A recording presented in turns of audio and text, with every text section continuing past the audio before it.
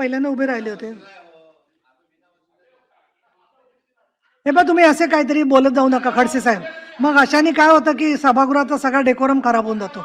बोल, सगळ्या मंत्र्यांनी समाधानकारक उत्तर दिले. बोला, पण तुम्हाला बोलायचं असेल तर बोला. तुमचं सभागृहाचा ताब्यात घ्यायचा प्रयत्न करू नका. बोलला मी पहिल्यापासून बटन दाबल्यानंतर नेहमी असं होतं की तुम्ही मला नेहमी म्हणता थांबा, मी थांबतो.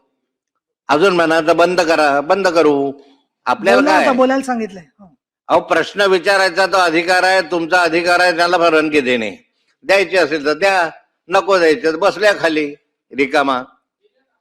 त्याला काय ऐकू आलं का मी काय बोलले ते? की 10 15 मिनिट एखादा प्रश्न विचारणार ना, अर्धा मिनिटासाठी परवानगी देणार नाही. अहो, आता त्यांनी जेव्हा प्रश्न विचारला खडसे साहेब, त्याच्यानंतर मंत्री महोदयांनी उत्तर दिलं, समाधानकारक उत्तर दिलं. वारंवार असा अनुभव येतो, वारंवार असं तुम्हाला वाटतं? ठीक आहे, आता विचारा, प्रश्न विचारायचा का?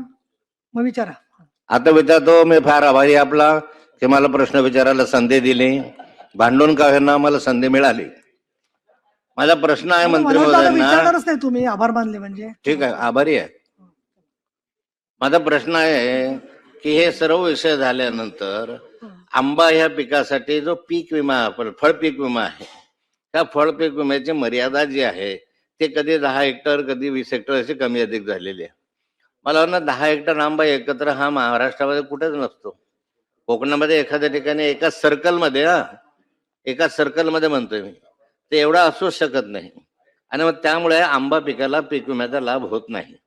त्यामुळे झाडावाईज 100 झाडं, 200 झाडं, 500 झाडं अशा झाडावाईज आंब्याला पीक विम्याचा लाभ मिळाला पाहिजे. यासाठी फळपीक विमा योजनेमध्ये काही सुधारणा करणार आहात? कुणालाच लाभ मिळत नाही. फळपीक विमा योजनेचा आंब्यामध्ये कुणालाच लाभ मिळत नाही. कारण 1 हेक्टर 10 हेक्टरच्या वर 25 हेक्टरच्या ते एका सर्कलमध्ये शक्य होत नाही. तर याच्यामध्ये आपण सुधारणा करून आंबा उत्पादकांना न्याय देणार आहात का?